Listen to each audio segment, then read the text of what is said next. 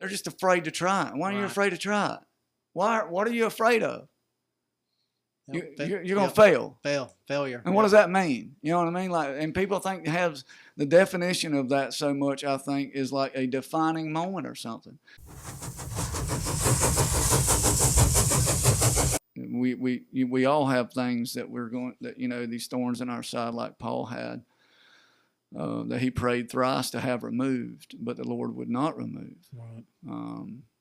And he did that because he loved him. Yeah, he gave him something that he could not overcome on his own. Yeah. Because he loved him, because it would keep him close to him. Yeah.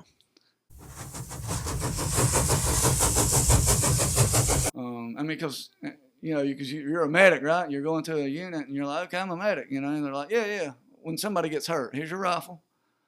Come on. Well, what are you talking about? Here's your rucksack. Let's go. Yeah, we got 12. We got a 12-click offset when we get out of this helicopter. You mean I got a ruck? So there's a lot of things you find out about, like just because your job is something, right. But that's what made me. I think made me just love it even more. You know what I mean? And just pour myself into it more. Hey everybody, welcome back to the Jackson Howell Podcast. Thank you for tuning in. On this episode, we sit down with Jason Knowlton. Jason is active duty military, serving in the Army as a combat medic. He takes us through some of his early childhood and teenage years and struggles there, and even into his early adulthood. Jason maintains that his faith and the raising from his parents and teaching him about faith and faith in Jesus Christ has always really brought him back to where he needs to be in life. He talks about how his military service has really helped him find purpose and the joy that he finds in wearing the uniform and serving his country. I think you're really going to enjoy this episode, so be sure and watch or listen to all of it. And if you are watching on YouTube, be sure and hit that like and subscribe button. If you're watching on Facebook, same, like and subscribe. If you are listening on podcast platforms such as Spotify and Apple, be sure and leave us a review and rating. And on all the platforms, be sure and leave your comments and join in the conversation. We would greatly appreciate it. All that helps out the algorithm and helping spread this podcast. So be sure and share it with anyone that you feel like may be interested. Enjoy the episode, and we'll see you on the other side.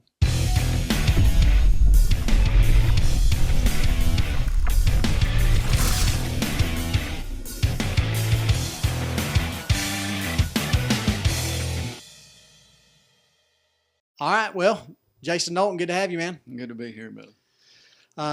So you drove down from or were you still in Kansas? Where are you at? No.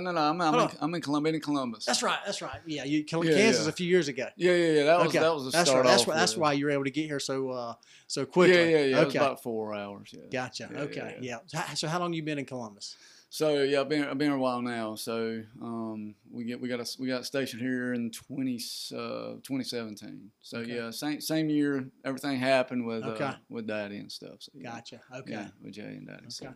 And that was kind of the intent behind it. Right. Be a little closer to Mama. And, be able to drive in at a moment's notice, kind of like with what happened there. Kind of serves its purpose still. That's right. So yeah. Very good. Yep. So we've got this little tales questionnaire here. I'm going to start out. I'll ask a couple of questions here. For those of you out there that has never heard of it, it's a pretty cool little conversation starter. And it's got, this one here is the life edition, but there's one for families, one for couples, one for friends and everything. So just starting out, I'm going to throw a couple of these at you. Okay. These are random. Huh? These are fully random. I haven't pre-selected and we haven't, you got the deck stacked again. That's right. Yep. Yeah. All right. First one. Tell me about one of your most treasured memories. Oh man. I got a lot of those. Geez, that's sort of like, what's your favorite song or something? That's right. Know? And thank goodness for it. You know what? I don't know why it just came to mind, but yeah. man, growing up, I've been very blessed to have a lot of mentors and stuff. I think people, thank goodness the church calls people to do things, because I don't know if anybody want to mentor me by volunteering, but no, just drive. I'll tell you what, driving over here, memories kind of started flooding back, because I'm familiar with this area a good bit. But yeah, I would have to say scouting. Okay. Yeah, Camp Tolachi comes to mind. Yeah. A lot of good memories from that, because I think about, I know when you ask me something like that, my mind automatically goes into pivotal things, things that I'm able to, the Lord is able to use and draw back my memories to for inspiration or hope or, encouragement and stuff like that. And, right. Yeah, that's not very specific. It's very general. But I think a lot of times those special memories, big memories, do come from our youth. Yeah. And something like Tolachi, where the sand gnats are in the hot July sun at them scout camps. Yeah. First learning how to rough it a little bit. Right, yeah. And not knowing that, it would get worse. Right. That's right. Yeah. Didn't realize you were living the good life. Yeah. No, I would go there many times. That would be more like a vacation. But at the time, that was roughing it back then. But it was building character. It was building mental calluses. It was, setting me up for success. Later in life. And so, I don't know. Now looking back, I don't think about like, oh man, this one time I got this really great thing for Christmas. I think more along the lines of things that have that have been pivotal in my life, that and the people that I was around, and friendships that I made during those times that were important to me, that benefited me later in life too. I think about, I got to go see him on the way out of here, but I don't know if we name drop on these things or not. Yeah, you can. But yeah, Bob, I got to stop by and see Bob Cardwell. Right. On the way out of here, he was like a second daddy to me in a lot of ways. That's right. He may or may not know that. He probably does, but I don't know if you noticed his flag on the way in. His flag. He's got on his flagpole and everything. My son Chase just installed his flag. Really? Yeah, he's doing a little summer project. Yeah. Where he's sold I think 6 of them so far, where he'll go out and install these flags, and leading up to the 250th. Oh man, yeah. Anniversary of America. Yeah, that's awesome, man. Yeah. Yeah, like many people in my life, initially when I met him, I didn't like him a lot. But people that ended up being important for me. That's right. That's right. Yeah. Yeah, because he was just getting out of the Air Force good and moved here, and he had all these rambunctious kids that ended up becoming some of my best friends. Yeah, that's too. funny that you fit right in with. Yeah. But he's what I needed. Yeah. Well, that's good. So you brought up scouting as a pivotal memory. I'll go ahead and just bring this up. What are your thoughts on where the church's young men program has gone without scouting over the last 6 years?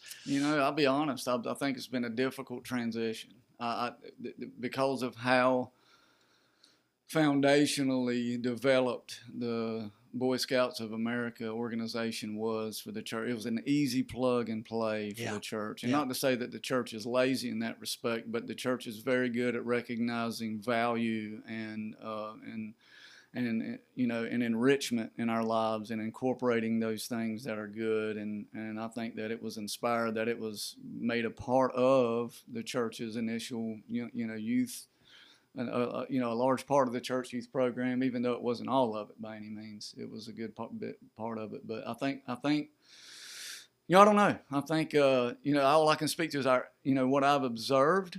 And I think that I think there's a little bit of a struggle. The church is a volunteer organization to begin with. It's an unpaid ministry. And so there's nobody dedicated to this thing in the same respect. And it's not as easy to navigate, I think, as the Boy Scouts was, because what are we going to do for activities and all those things? Well, that path was laid out with merit badges. That path was laid out with summer camps that were already organized, that we were just going to show up to, pay our fees, and participate in. And now it's all on us. Right.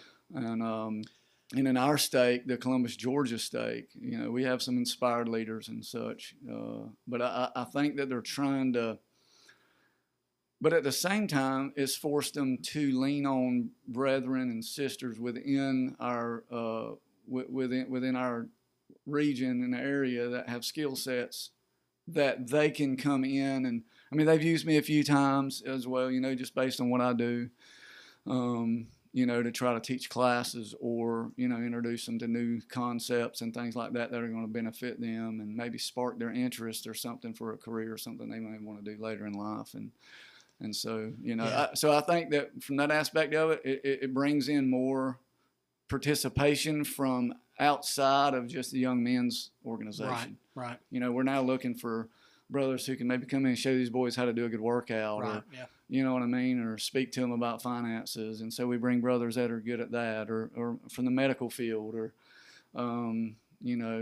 brothers that are teaching at the college about horticulture or stuff like that. Yeah, I think of the scripture in the Doctrine and Covenants where it talks about having the house of God as a house of order, house of prayer, house of faith. So, and the church itself is very, very structured, very organized worldwide.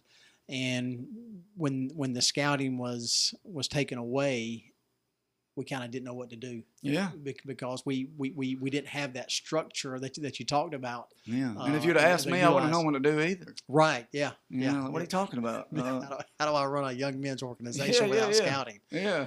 Yeah. So, I mean, we've had to figure it out. But I think the youth have seen our efforts as well, and they at least appreciate what we're trying to do. Yeah. So that it's not like they observe it as a failed venture. Yeah. They see well they really do. I know that they got full-time jobs, and they what I mean, they're trying to put all this stuff together for us. And right. I think they appreciate seeing what we do, which I think is good too, because they're going to be doing it soon themselves. That's right. Yeah. I don't think they are, but they are. Well, I mean, you mentioned mentors, and thinking about Bob Cardwell, back in the day. Yeah. I mean, you're going to have people mentioning Brother Knowlton, back in the day, Yeah. Yeah. I hope so. Yeah. I've always been able to be used as an example. Right. For good or bad. Yeah, exactly. And I'm okay with that. Yeah. I'm okay with that's one thing that that's how I've raised my boys. I've made sure that that they know all of me. Yeah. That they don't see me, because if they ever see me fall or something like that, and it tries to be brushed aside or under the rug or ignored or not brought up or not spoken of, that there's that there's some kind of secrecy or or shame that must be incorporated with just this experience that we have in these bodies in this life. Yeah. And I think that they have understood that to a degree, and they're better than me, so I think that's worked. Yeah. All of them are. Well, that's what we hope. I mean, that's as parents, as fathers, that's what we hope, that eventually, and that's why we teach so much, that we want our children to be better than us, to achieve more than us, to be more successful. Yeah. And I love that you bring out about obviously I'm sure I haven't shared, details of past mistakes and sins and things like that. The gory details I don't think are important. Right, absolutely. But they need to see and know that we're not perfect, right? And that we don't teach in a way that we are perfect. Yeah. And one of the greatest examples that I love out of the scriptures is Alma there in the Book of Mormon, when he's teaching his sons. Corianton, I can't think of the other. Chapter 36, I think. There, yeah, and I love where he says, "Do as I have done," and the reason he can say that, even though he fought against the church growing up and did everything he could against it, he says, "Do as I have done," and the reason he can say that is because of the repentance process, of being able to go to our Heavenly Father, ask for that forgiveness, turn his life around, and that's why he can say, "Do as I've done." Yeah. And share those examples in his life. Yeah. No, that is powerful, and I think we want so much to reserve innocence in our children that sometimes I think it can spill over to miss the purpose of what Alma was discussing, and what the point you were trying to make through his example as well is, we've got to really understand how to repent, what that looks like. Yeah. Because that's the only thing. I mean, if I can just teach my children that. I mean, I know Bruce Porter. I don't know if you've ever heard of him or not, but he's been on a podcast a lot with a guy who does some really in-depth gospel topics and stuff. But he said he used to pray that his children would just be the best version of themselves and just be blessed and protected from things. And he said about halfway through raising his first couple of children, he started asking the Lord to let them experience as much hell as necessary for them to come into the Savior. Wow. And I thought, golly, wishing some bad stuff. Right. But if you understand what this is all about, and either God is either everything or is nothing. Right. To me, and there's no in between. And with that attitude, then if He's everything, then I don't have to worry about anything that enters in my life, because no matter what, he has allowed it to, and if He's allowed it to, and even if He hasn't, even if it's on my own, poor judgment or what have you, the atonement covers all of it regardless. Right. Yeah. And so, man, if we could just. I think we danced around enough, because when I was coming up, I felt like it was almost like, well, if you have to repent, that means you're a bad person. Right. Yeah. Yeah. And that's probably not how they described it to me, but my mind understood it that way. Well, I think naturally we all kind of go that way. Yeah. I don't know. I think that's part of the mortal, the natural man. We realize that sin keeps you separated from God. Yeah. And so now I'm a bad person. Yeah. Right. But that's not what it doesn't mean. I think I heard someone has said you're a good person that have just made bad choices. Right. Well, that's the truth. Yeah. That's the truth. That's absolutely the truth. I believe that. And I'll make people want to be around you if you want to continue making those choices. Right, yeah. Very much, and that's human nature too. But yeah, in the scriptures, I've only found one place where we've been instructed to do anything quickly, and it is repent. Repent, right? Speedily repent. Because of what you just said. The quicker you do that, the faster, the less time Satan has to continue to influence us. Okay, right. And also allow him to ensnare us more deeply and more fully, and that's been my experience. And I've had to learn a lot of these lessons outside of the scriptures, you know what I mean, through my own mistakes and stuff. But I think that that's okay too, as long as we get it and we understand it, you know what I mean. And there's a lot more freedom, I feel like, too, whenever I've done something wrong and I've caused harm to another person. And I recognize it, and I don't, dang, I wish I hadn't done that. I'm embarrassed about it. They know about it. Now they're thinking this about me, and they're probably going to tell other people what an idiot I am and how mean I am or what a bad person I am. Because even without the influence of the adversary on me and being under his influence, because I haven't repented and made things right, my own mind will do a lot of things to me without his help. Right. And so I've learned that if I can just go to somebody and say, Jackson, when I did this, I didn't mean to cause you harm, but I know that I did. And I think that I harmed you in this way. And I want you to know that I'm sorry about that. And I'm going to do the very best I can to never do that again to you. And I hope you'll forgive me. And by the way, is there anything else that I might have done to you that I may not be aware of that caused you harm? I want to know about that too, So I've had to learn some very specific ways to navigate, because I bump around into this life and I'll harm people without even knowing it sometimes. You know what I mean? Yeah.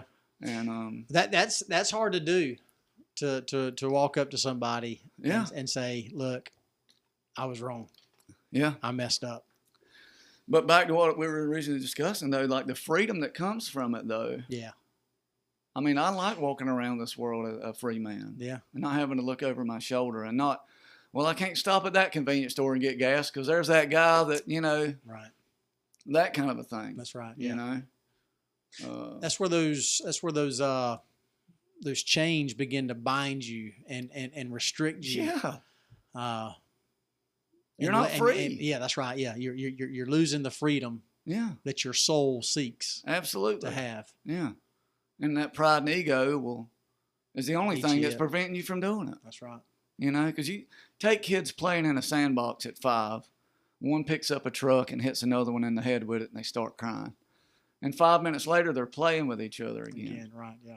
Yeah. I mean, kids just prefer we at a young age we learn so much from children and their behavior and their interaction with one another that that we seem to forget. But it's that pride and ego as we get older. You know, the fear of making a mistake or admitting a wrong, you know, because they choose happiness over anything else. Yeah. Kids do. Yeah. You know? And at some point, somewhere down the road, we choose to be right more than we choose anything else. Right, yeah. You know? It's funny you say that. Literally today I saw a little video. This mother was just videoing as she was washing dishes and everything. She had her phone set up, and so she's showing her kids, and these are small kids. These are probably 3 and 4 years old. And the 2 kids start getting mad at each other, and the mother doesn't do anything. She just lets it go. Well, both those kids end up biting each other. And they're both crying and stuff. The mom, she's just carrying on. She doesn't do anything at all. And then literally within just a few minutes, they are checking on each other. They are hugging. And then they're playing again. Yeah. Exactly what you said. Yeah. It's awesome, man. With adults. I might not talk to you for 25 years. That's right. If you bit me on the arm. You know what I mean? That's right.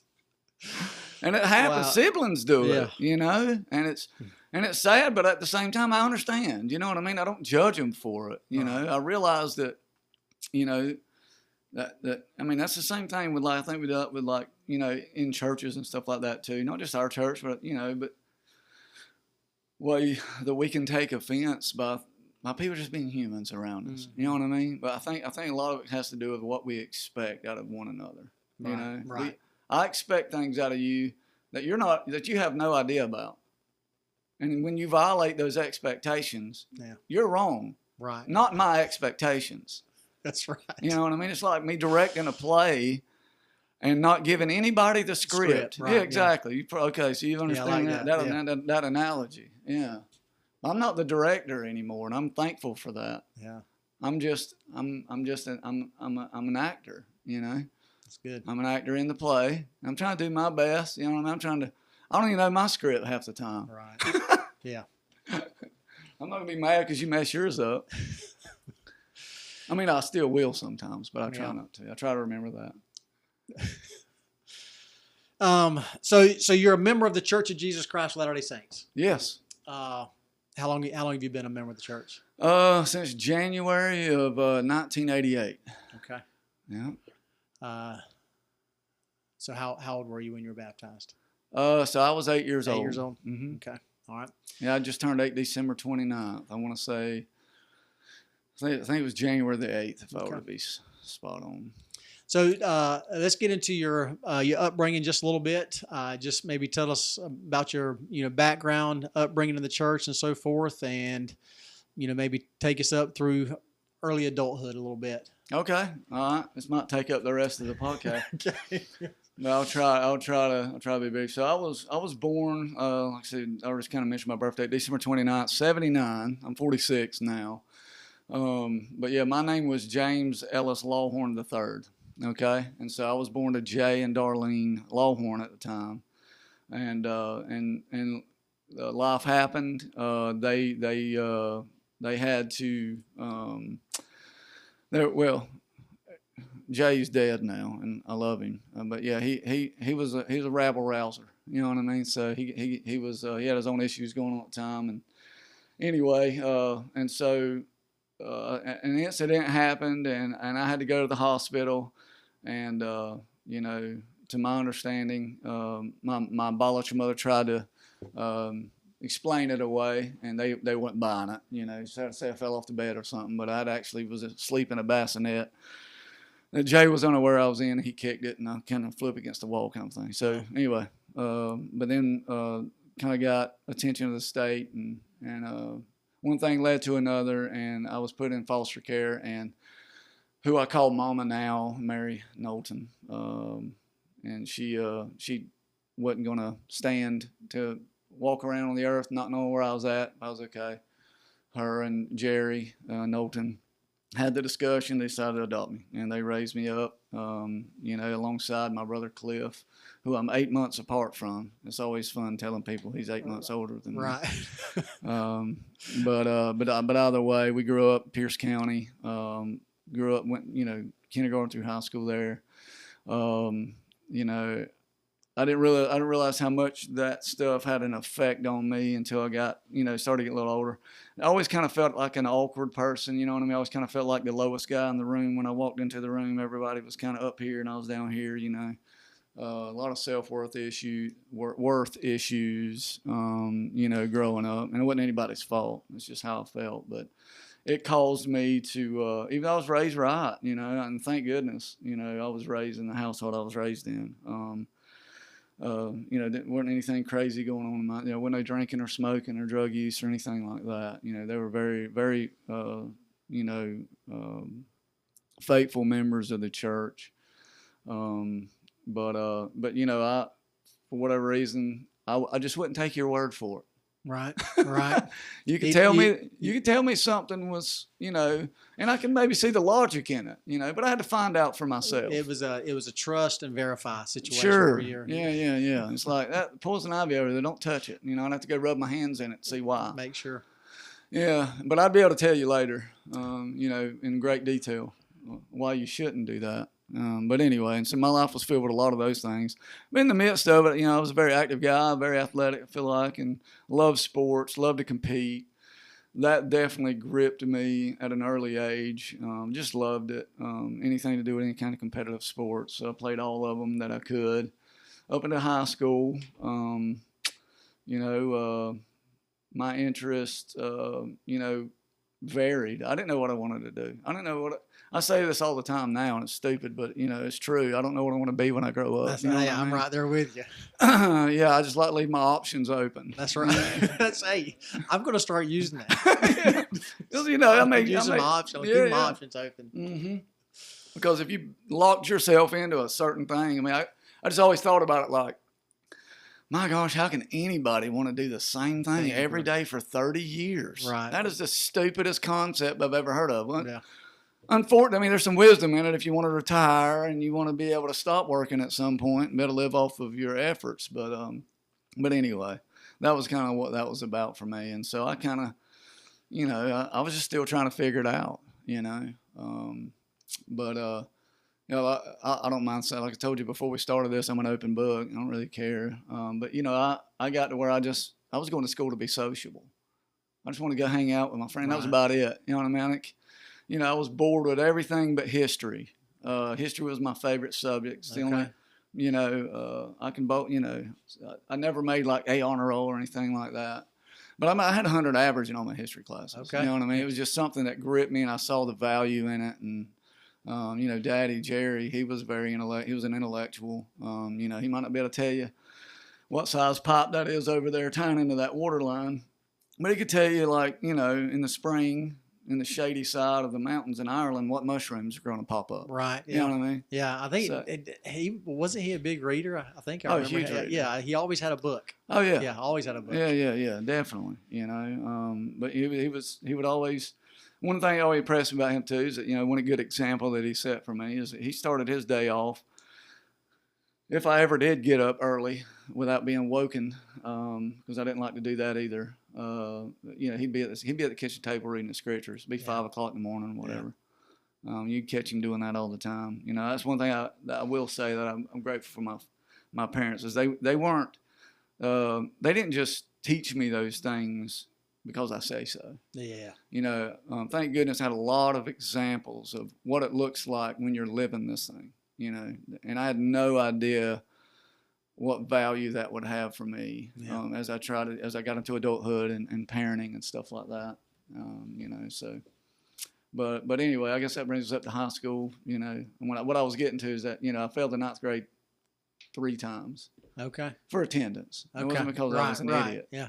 I was an idiot, but I was just Yes. I was just skipping school and stuff like that. Driving my mama nuts, daddy too. I'm sure they thought I was going to wind up with an inmate number next to my last name at some point, and they were probably right. But a lot of things happened. Like I said, the influence that I had around me were very impactful. And I just remember it was my 4th time through the 9th grade, and I showed up for school again, 4th, and one of my teachers was like, it was Miss Beth Blythe. She was my science teacher, and she says, she stopped class, saw my name on the rolls, and she stopped class. And she said, Jason, come, let me talk to you outside. I said, okay. She goes, what are you doing here? I said, I'm coming to school. She's like, son, this is your 4th time in the 9th grade. She walks me down there to Brother Carwell's room, has a conference. Okay. And they sit me down and they're like, look, brother, the state of Georgia has this rule that if you're over 21 years old, you can't graduate high school. Right. How old are you right now? I'm about to be 18. Okay, you're not going to be able to go through the next 3 years and be able to graduate. Anyway, so yeah. I didn't realize that. We're practically the same age, and I didn't. I missed that. Yeah, but either way, so they convinced me into going and out to the continuing education thing. But I ended up graduating with my classmates. Did you? Okay. Because I went and took some, a month or so of like GED classes and took the test. So I graduated in June of 1998. Okay. With my graduating class. So that must be why I didn't know why I missed that. And I'm sure they didn't appreciate that very much because they were all working hard trying to get through school, and here I am just just doing whatever I want, and I just got my GED. But anyhow, that's hilarious. But yeah, and that was about the time my brother was getting ready to go on his mission. He left July 21st of '99. Yeah. And I decided I want to go on a mission too. I really wanted to, had the desire. But the way that I had lived my life, you know what I mean, and the things that I had gotten involved in, it had too much of it could sway me too easily. And so I had a difficult time. Daddy was a bishop at the time. Yeah. But anyway, ended up moving to Jacksonville to have a geographical change, you know what I mean? Right. Like the saying goes, wherever you go, there you are, though. Yeah. And so I found myself again down there, but that's when I met my wife. The girl was going to become my wife, Jessica. So we've been together since August the 18th of '99. Since she said she'd be my girlfriend. So. Okay. Yeah, if you do the math, I moved down there to go on a mission July 21st of '99, and not even a month later I had a girlfriend. Right. So, but anyway. But, I had the opportunity to teach her about the gospel and stuff like that. And, I actually still tried to move back home and prepare myself to finally go on my mission. And she moved up to Tennessee with her daddy, and, she said she wanted to she wanted to join the church. And I was like, well, how about let's do it this way? Because I want you to have a testimony. Right. I don't want you to, I want you to join the church because of me. Yeah. It's not going to do you any good.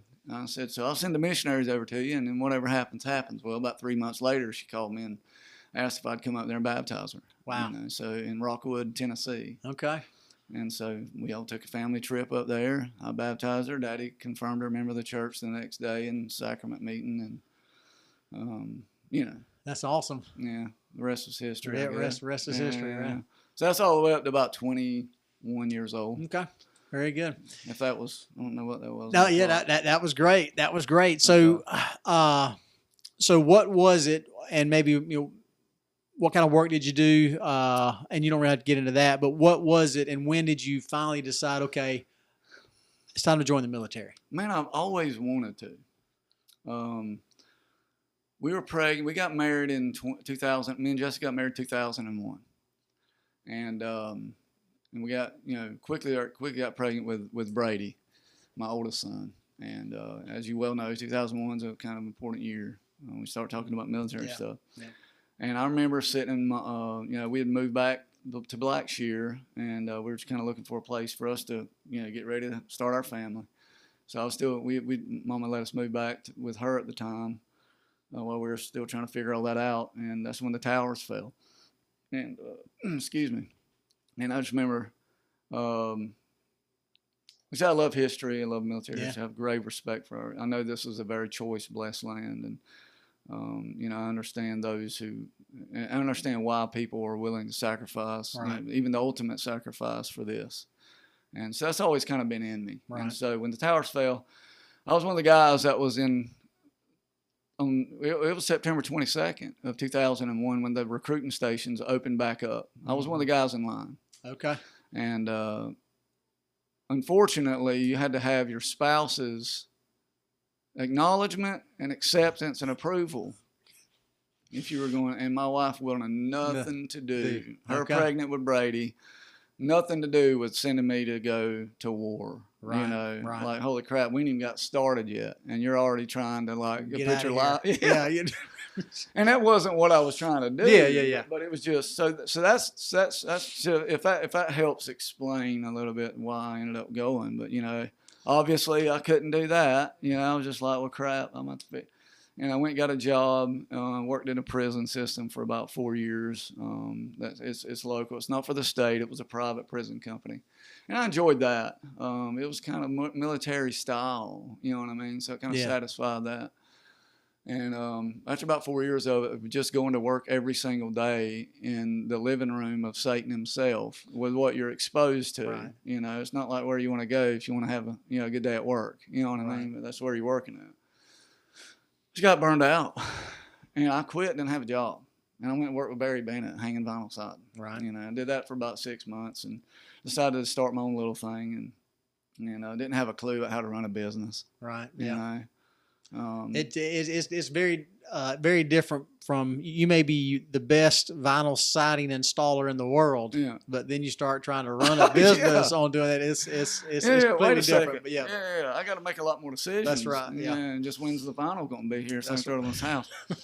But anyway, I did that for, and I call this a Knowlton factor. I started that in around 2006, and as we all know, with the housing crash in 2008. Right. That's how things go. That's right. And then, I prayed about it, and I thought, man, what I got to do, and I'm surrounded by a bunch of good men. You're one of them. And, Charlie Moore inspired me to go back to school. And I talked to Stephen about it too. I was just like, man, I'm kind of scared to go back, but I feel that's what I need to do. He's like, well, look, man, Stephen put it to me like this. He's like, how are you going to be in 4 years? I was like, well, probably 28, 29. Okay, you can be 29 and have your degree and all that stuff. I was just like, okay, well, that's easy. Right, yeah. Well, it's kind of like running a business, too. Right. You start school with a family and a business on top of it. And around that time, too, I got called to be the Elders Quorum president. And then, as you know, in 2008. Just keeps piling. Yeah, I'm living, my grandmother got put in a nursing home. Nobody was living in her house. They asked us to move into it, look after it. And it burned to the ground in August of 2008. Wow. Yeah. And so, it was an interesting time of my life. I don't remember much of it. But yeah, I was a busy guy. And so, but anyway, and during this time, we're still having kids, we're still having a baby. And Jessica went back to school to be a nurse, and she was a stay-at-home mom up to that point. And anyway, I was still going to school, and I was, it's what I wanted to do. And I just remember sitting at the college one day, and I was getting ready to start trying to apply to go to PA school. And a recruiter just comes up to me, and he's like, hey, man, what do you think about I wasn't fixing to graduate, but he was asking me if I was interested in going to OCS, which is to be an officer. I was like, look, man, unless you can pay for me to go to PA school, we ain't got nothing to talk about. And, of course, he turns around and says, oh, well, the Army will pay for you to go to PA school. I was like, really? Yeah, I was like, well, let's get started. Because I was like, heck, that's about $250,000 I'll save. Right, yeah. Yeah. And that's how it started. Okay. But he was like, you can't just go in as a PA. And I didn't know it at the time, but military recruiters are kind of snake oil salesmen. Okay, yeah. That's important to know. Yeah, they're getting commission off their numbers, right? Here I'm looking at a guy wearing my nation's uniform. Right. I'm expecting some, very high standards of dealing with me. Right. But it wasn't all lies, just most of it. But either way, but yeah, but he said, you're interested in medical field. We got this combat medic position I think you'd really like. And he's like, keeps you in the medical field. After a couple years, you can drop your PA packet and go and be a PA.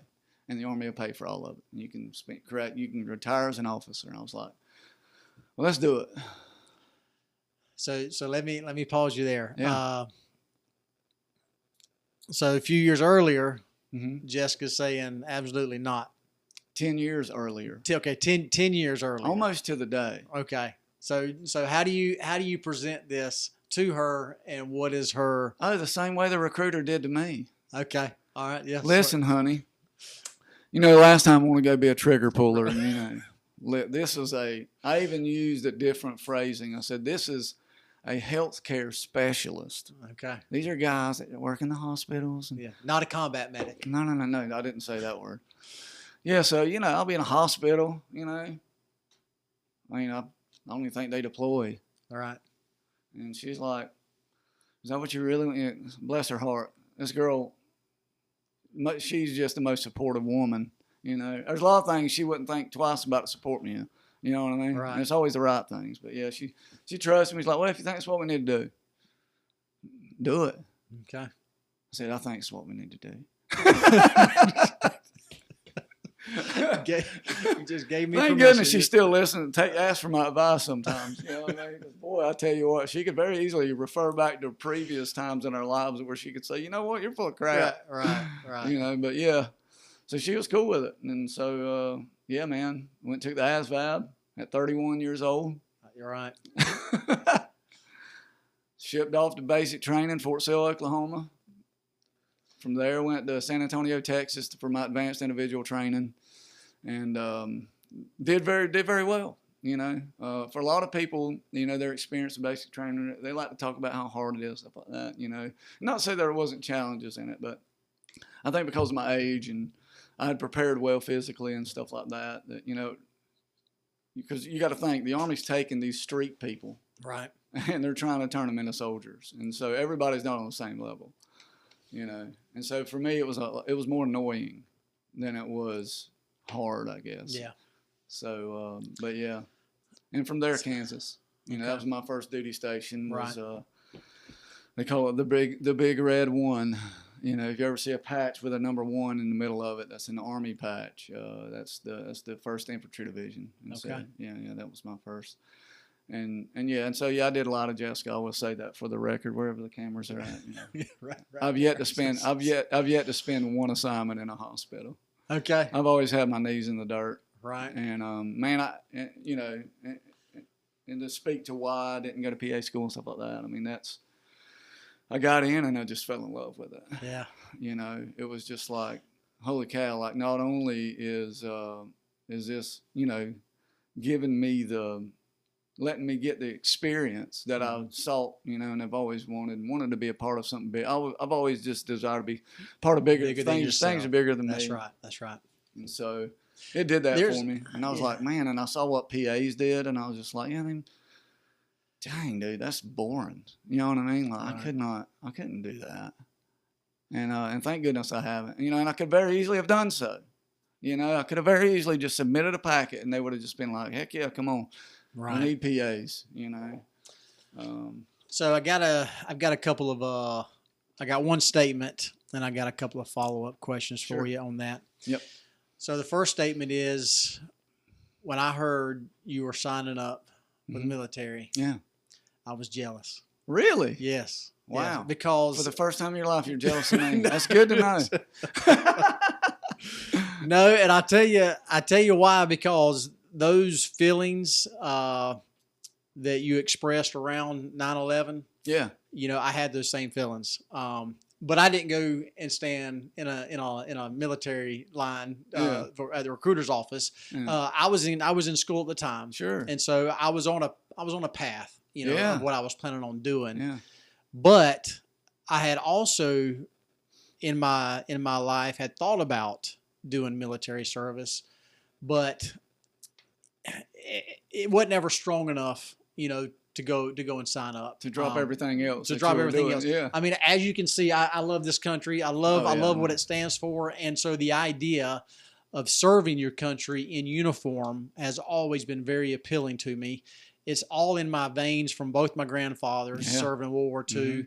My uncle was a Navy SEAL in Vietnam. A brother-in-law's Marine Corps. Another brother-in-law, Air Force. So it's all around me. Yeah. So when you have, I'm like, because again, you're 31, I'm 32 years old. I'm like, dang, dude, it's not too late. I can actually go and still do that. How am I going to sell this? That's right. Yeah, exactly.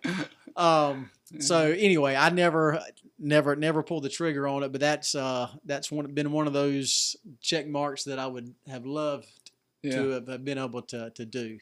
Yeah. Follow-up question is, how much did you see, maybe looking back, the Lord's hand in, okay, I think I want to go to PA school and become a PA, and the recruiter ends up showing up, and now you're in the military, and you're all this fulfillment from earlier in your life and in your years is now coming to pass. How much do you contribute a hand, kind of? Yeah, 100% to the Lord. Because I'll be honest, like I won't use the word jealousy, and I know you used it loosely when you were talking about me. But, I've always, I can say envious, you know what I mean, if I'm going to be honest, you know what I mean? I always, like, when I could see people around me that seemed like they just had this roadmap laid out in front of them, and they were just walking down the path. Right. It looked effortless. It looked like they weren't struggling with, what do I want to do with this life that I've been provided? And so that caused me to just kind of drift around a lot. Not really I would have to run into something, and I think that was, and you may see it differently with, I may be describing your experience in life, like you were in school when 9/11 happened and all this stuff, it was kind of like you were locked into something already, but but at the same time, like you kind of had an idea of what you wanted to be and what you wanted to do, and you were following after those worthy pursuits. And so for me, it was, I think the Lord a lot of times has to throw a log down in my road. You know what I mean? So I can't just pass by it, without me having to stop and think that, well, why is this roadblock here? And then he's able to introduce something else in my path. So I don't know what would have happened if I'd have told that guy to go kick rocks and pound sand. Right. And continue to just forcefully impose my will upon where I think I should take my life. Yeah. For me, I think the Lord, I can look back now. It's sort of like the parable of the guy that of the street lighters in London. It's like if you're standing on the street watching a guy on stilts turning the key to the gas, lighting the lamp post, moving down the road. You don't really. It's the same way with in my experience with Heavenly Father. Like if you were to go to the highest point in London, you know what I mean. Like you may not be able to see that guy as clearly anymore, lighting those.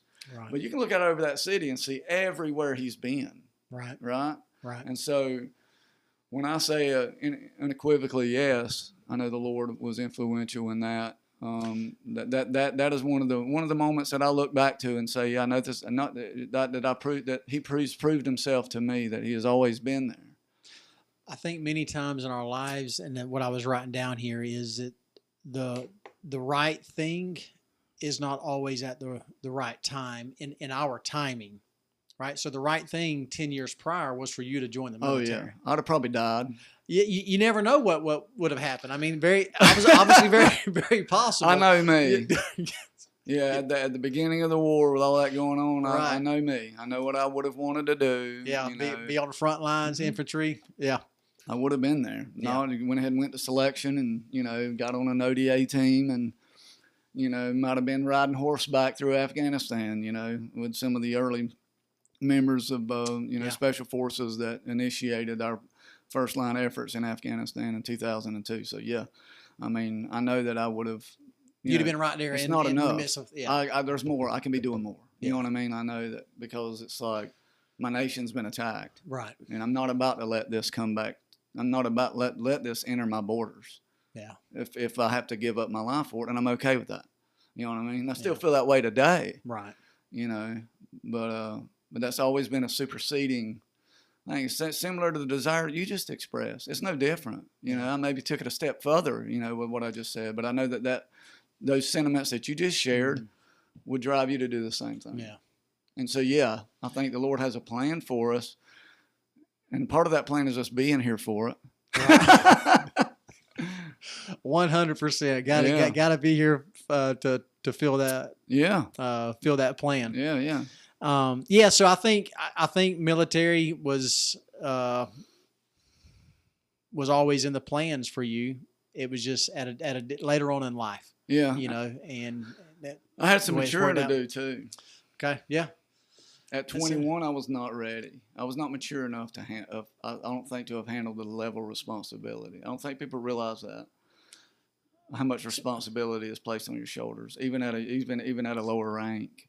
You know. Okay. You know what I mean? Yeah. So, and I'm glad you brought that up. I actually have this on here. So maybe speak to that just a little bit of helping citizens understand a little bit more, maybe the pressure that you feel, or maybe just what it's like being active duty service. I think a lot of people share the same thing. I don't think I can really describe it any better.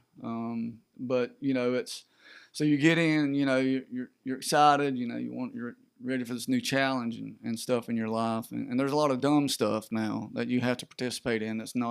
That you don't see on these commercials. Right. That your recruiter doesn't, highlight when he's trying to. By the way, heads up. Somebody's got to clean the buildings. Somebody's got to take the trash out. And it's not going to be the guy, the first sergeant or the commander of the company that's going around and sweeping. You know what I mean? Right. And there's this thing called area beautification. But outside of those dumb things that you have to, participate in, I say they're dumb, but there's stuff that you don't think about when you're joining. Depending on what your job is, of course, and so I came in as a combat medic, and I've been one the entire time, and I've loved it. Medics are very well respected, especially within the infantry community for a reason. And so I say, if you're a good medic, they're called combat multipliers for a reason. And what do they do combat-wise? Well, they're not necessarily multiplying your firepower, okay? But when it comes to a mission that requires something that everybody knows, we're gonna catch some casualties on this one. Right. And we don't know who it's gonna be. So everybody's has a moment where like it could be me, And so medics, if they're good ones, those thoughts are very fleeting for the guys that are fixing to be in harm's way, right? And so that's the responsibility I guess I was speaking to, because like that pressure's now on me. Right. Like these guys are now expecting me. I know Doc's got me. Right. I can run out into a hell of bullets. That's right. He's just going to magically fix me. He's going to work some miracles. I've seen him do some very wazoo stuff, talk about terminology and the human body and anatomy and all these things, and that he's been trying to when he's cross-training me with his job. So I know, because heck, if I go down, I want to make sure somebody knows what the heck they're doing too. Right. So I never try to be the guy with all the knowledge. Right, yeah. Like if I got it, you're getting some too. Right. And so that level of responsibility is something that never leaves you when it comes to your job, and rightly so for the trigger puller. The infantryman knows that his skills have to be so sharp that when we engage, we're always coming out on top. For the very same reasons that I have to be very on top of my skills, and so because. Because you're a medic, right? You're going to a unit, and you're like, okay, I'm a medic, and they're like, yeah. When somebody gets hurt, here's your rifle. Come on. Well, what are you talking about? Here's your rucksack. Let's go. Yeah, we got a 12-click offset when we get out of this helicopter. You mean I got a ruck? you know, so there's a lot of things you find out about, like, just because your job is something, Right. you know, but that's what made me, man, I think made me just love it even more, you know what I mean, and just pour myself into it more, and you know, and so anyway. The amount, so May not have answered your question. no, entirely, that was good. So Hollywood obviously a lot of times gets a bad rap for just making things so unrealistic. Yeah. Right, obviously. Yeah. Just over the top. Yeah. Yeah, just over the top. But I think one of the things, just kind of for example, so you got Rambo here, right? Yeah. And Yeah. he bullets flying all around. Okay, you know, and he's gotten a few scratches here, you know, what have you, you know, but he's killing everybody. Yeah, or he gets shot and pours gunpowder in there. That's and right, it, exactly. That's right. Yeah. Right. That's Anyway, right. Yeah. So, one of the things I think they get accurate, not necessarily how it transpires, but the level of training and skill that is within our military. Oh yeah. Far outweighs the rest of the world. Mm-hmm. It's crazy. It's not even close. Yeah, it really isn't, and that's just on the outside looking in. Yeah. The amount of military precision, all the way down to the infantrymen, all the way up to the technology. Yeah. Is really leaps and bounds past everyone else. Yeah, I mean, you got turds in every punch bowl, right? Yeah. And the military is not for everybody. Right. And a lot of people don't find that out until I'm in it now. I don't want to be here anymore. Yeah. You know what I mean? But those are, you know, those usually don't stand the test of time. Those people usually figure out, okay, I'm just doing 3 years. I'm getting the heck out of here. Right. You know what I mean? But yeah, when it gets to the point where you got like people like myself that'll do it until they tell me to leave, you know. Yeah, I mean, it's that. And I wish if you could have, you know, been beside me or omnipresent over the last few years, you know, with these special missions that we've been conducting in South America and stuff with our partner forces down there, like, you know, trying to get them up. They're not gonna be where we are, and especially not overnight. But man, we're trying to get them, you know, a little closer. Right. You know, and it's the same way we've done with any of our host nation partner forces that we have had to fight alongside or anything else. You know, since really Vietnam. Right. You know, where we've had like NATO forces and things like that have, you know, that are with us or whatnot. But it's night and day. It's night and day, and it all boils down, you know, like everybody talks about how much money that we pour into our budget for the Department of Defense. And I'm not going to sit here and say that every dollar is accounted for and spent appropriately. But I will say that their tax dollars are not, when it comes to training and what we use it for, we are the best because of the sacrifices that those tax dollars go toward it. Right. You know what I mean? And that way with that being said, I don't have a big issue. Like people can complain about it, that's fine. I'll complain about it too, but I know that I've been a beneficiary of it. Right. You know what I mean? Like I've yet to roll out with like some of these guys like in the Colombian military that, you know, their medics are rolling around with a shoelace as a tourniquate. Right. Got a couple Band-Aids and some Tylenol. You know what I mean? Like they're not fixing to sit here and perform a blood transfusion on a guy who has lost a lot of blood due to a femoral artery bleed because he got his leg blown off by a mine.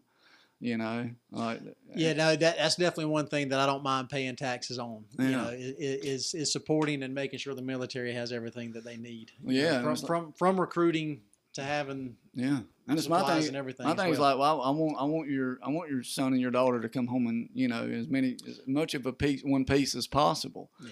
You know, like you don't want to have to get the after action review that helps explain to you what my son was doing over there. Right. You know, when he died. You know, and not get any further questions really asked outside of that report. You know, and so when mortuary affairs shows up at your door, you know what I mean. We do a really good job of that too. After people have passed and stuff like that. I mean, we dedicate officers and NCOs to be with the family as long as they need them. People don't know that.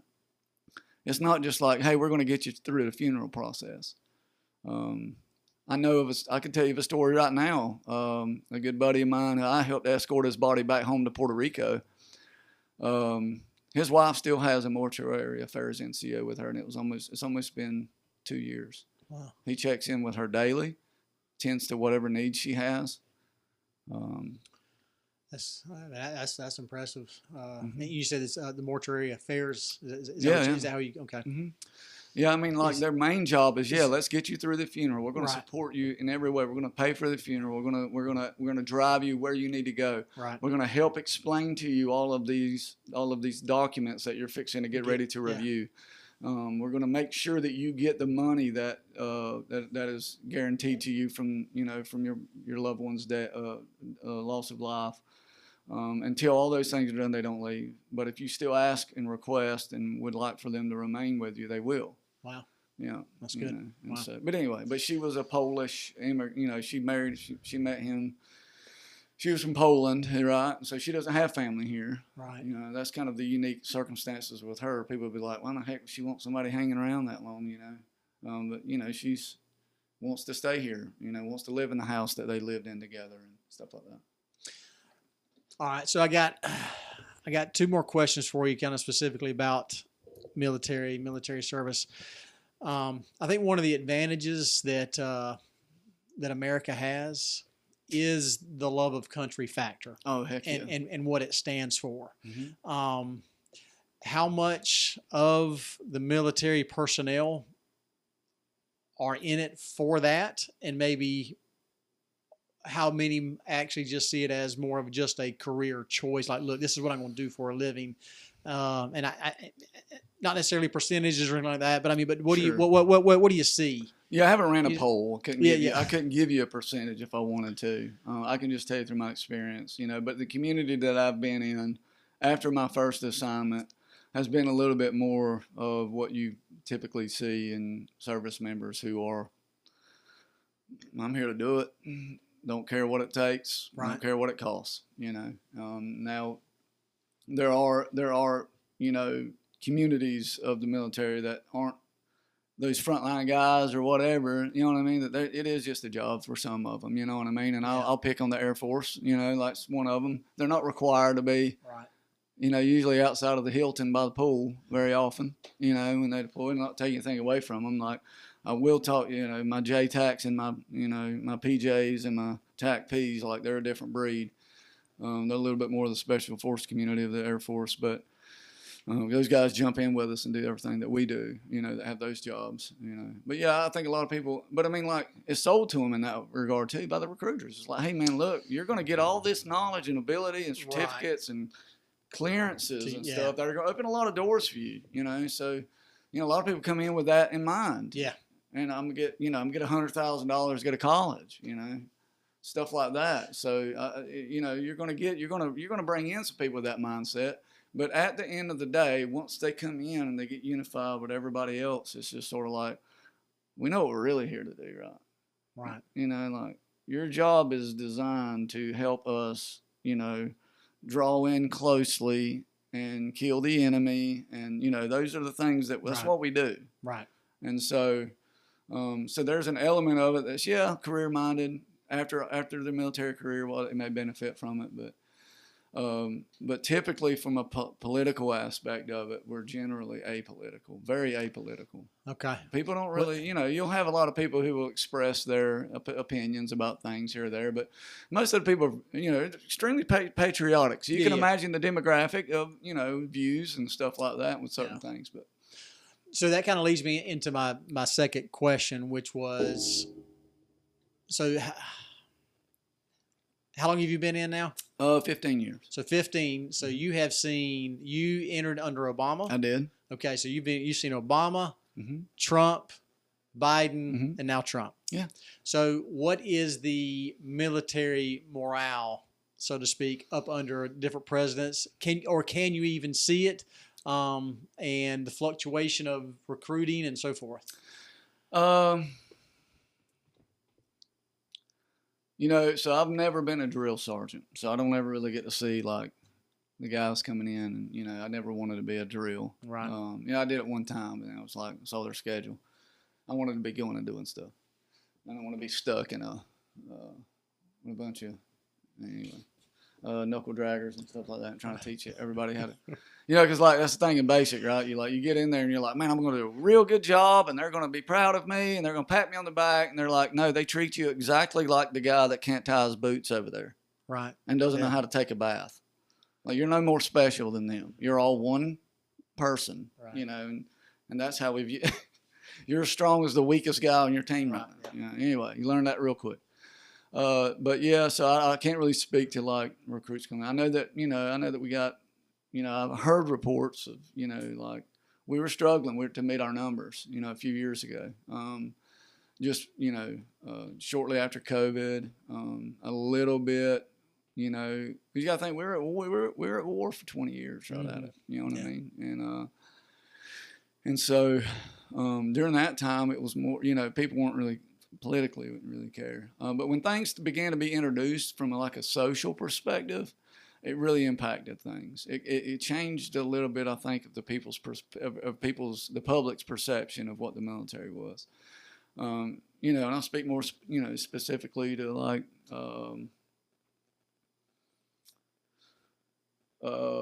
certain movements that were that gained some traction. Right. Right. And began to try to wedge themselves into the ranks, and because like I'll be honest, I was worried when I joined. Like, how's this dude from LA gonna think about me? Some, you know, that grew up South Central, or a guy that grew up in Brooklyn. You know, like I'm just this country boy from Blackshear, Georgia. Right. You know, how are they gonna feel about me? And you don't have time to think about that because you're getting it pushed in every day. Right. You know what I mean? And like they're on top of your tail, and you know, you don't have time to pick and, you know, fuss or anything like that. And when you're in that environment, it's like we're all doing this together. We're suffering through this together. It you know, trauma bonding is a phrase that you know, people like to use in those kind of situations. But so there's definitely been an attitude. You know, to try to give you a little bit more meat. And I'm not trying to dance around the answer, but I'm trying to be careful that I'm not trying to misrepresent anything. That's right. And I'm not asking you to get political and things like that. Just kind of. But there were a lot of drastic changes that were made under the current administration that have benefited us. I'll just speak to what they do, you know, and what benefits we've received from it, the focus that we have received for the things that have kind of been neglected, you know, because. That's important too, because like if I know if I'm fixing to go out here and destroy my body and give you all I got for 20 years of my life, and I'm going to walk away from it broken, you know, you're going to have a hard time selling me that. You know, I have to know that I'm going to be taken care of after this, because they're 100% going to get it out of you. Right. You know, you're going to give it, and it's not optional. The option is you get out if you don't like it. Right, yeah. You know, but at the same time, you have fun with it. But that's the only reason that, you know, a lot of people say, yeah, I'll go do all kind of crazy stuff because I got TRICARE. You know, I got insurance. I can go break my leg and be in 1,000 pieces. They got to put me back together. Right. You know what I mean? Like, right. So, you know, but the mental health aspect, that thing is taking a toll on us too. Like, I had my first experience with it last year. Last year was a rough year for me. You know, I always kind of felt like that, and I'm just speaking to what, like, the military does for you too, and like what we see from different administrations. Like, there's been a strong emphasis placed back in on the things that matter, the basics, physical fitness, and you know, people say what they want to about this administration, but like what we need is those standards enforced. You know what I mean? Like what makes us what we are is not that we're just wake up and we're just better than you. Well, we have you know, the standards are never supposed to be brought down to where you're at, or they're not really that good of a standard. If any industry, if any sector needs to be based on merit, it's the military, and you know, your ability to accomplish and move forward and get things done. Yeah, I mean, like, you shouldn't promote ahead of me because you like purple socks, right? And I like green ones, right? You know, like, let's look at your record and stack it up against mine, and let's interview you, and let's pick the best person or the right person for the job. You know. Nobody can argue with those metrics. You know, they really can't at the end of the day. You know, you got a lot of people, right? You know, I've been blessed with the way that I've promoted, you know. I feel like every time that I have, it's been at the right time. I've never like been one of those guys that like, oh, I want to be in charge, you know, I want to be. Right. I was always a little reserved with that because when you move into those leadership higher roles, people are looking to you to make very important decisions, right? And so you better be ready for it. And so I call it imposter syndrome a lot of times, you know, that I feel like that. But, you know, I just resort back to what I know and I understand and my experience, and I've always been successful based on those things. And so far haven't made any real big blunders, you know, thank goodness. So if you would, and if you don't feel comfortable, that's fine. You said you mentioned the mental struggle last year. Maybe if you could maybe elaborate on that a little bit, and how do you get through it? And yeah, I mean, I'll do it like I do with my kid. I'm not going to give you the gory details, right? But I'm going to give enough to like, because I want people to be aware of it. You know, I'll be honest. I have always, it's interesting. I've always felt we've been in certain situations, exposed to certain things, and I'd always see the impact that it had on others, right? And it didn't catch me the same way that it caught them. And so I kind of felt like, you know, we talk about the Lord's hand being in your life.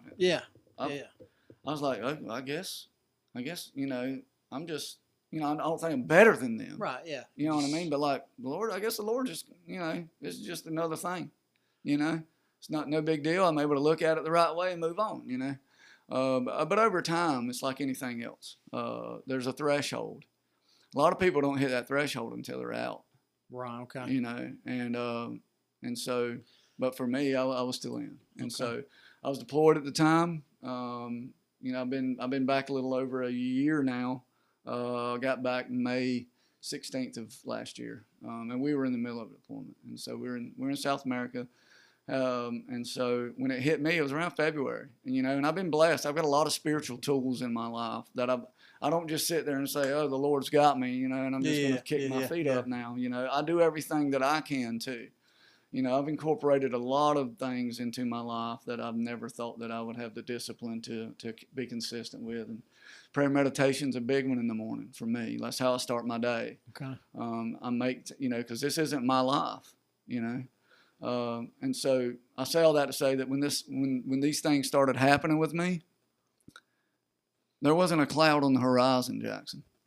There wasn't anything going on that was any different than any other day. You know, matter of fact, I was kind of getting excited because I was going to be back in the capital city of Bogota when conference was going to happen this last spring, and I was going to get a chance to watch it live and not just get clips of it when I had opportunities. It was a Saturday morning. It was the last Saturday of February of last year. You ever wake up, you feel like you're in a funk. Right. You don't know what's going on. You're like, drink, you know, like, wow. You know, after a few days, you're like, okay, there ain't nothing going on. What is this? You know, and so for me, it was like, okay, well, I know I got some spiritual tools that I can use on these things, and prayer, meditation, breath work, grounding, mindfulness, all those things that I try to incorporate, and I still use, but nothing touched it. So I did a little fast. You know, some things can only be broken through much prayer and fasting. Didn't touch it. I was like, oh boy, what is this? And I started documenting it. You know, I'm a medic, you know, so like after a while, you know, it's time to start taking some notes on some things.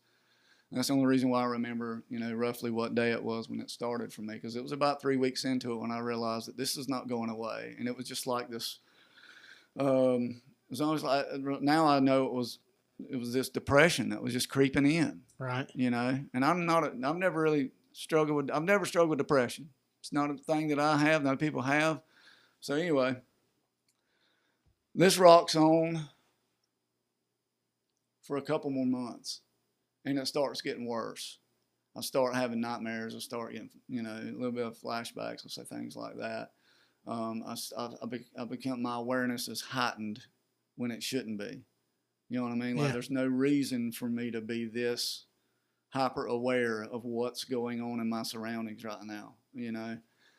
And so it started getting. Now, I've never really. Okay, I'm growing up, I would judge people if they, if someone killed themselves. I always thought, oh, they're, but, it would always confuse people. So many people loved them. I don't know what in the world, It got to that became an option, and when that became an option, that's when I was like, not playing this game.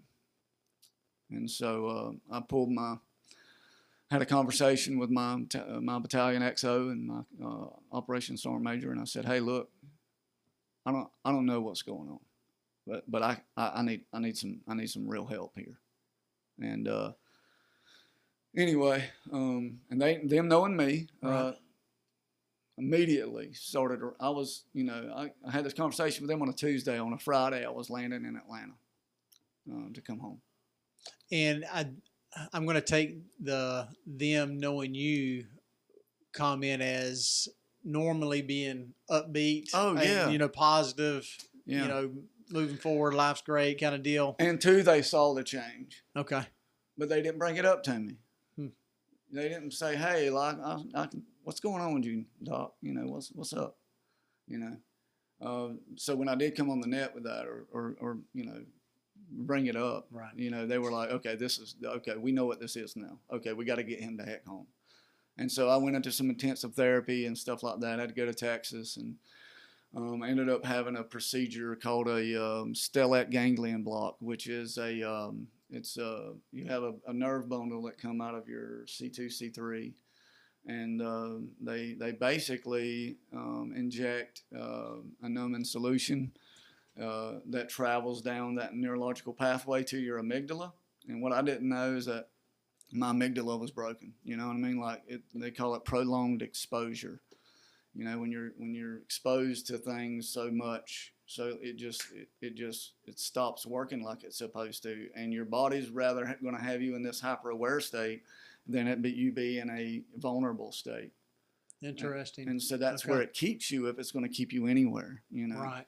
And so, but yeah, they were able to reset my amygdala with that procedure, and it was strange. For me, when I had it done, I got very emotional. It was like somebody had opened a valve, and all this emotion that was just kind of pent up, released. And some people laugh when they had the procedure done, but as I've gotten older, I've become a lot more of a sensitive guy when certain things. But I just cried. I uncontrollably cried for about 15 minutes. I had no idea why, and until the nurse explained it to me.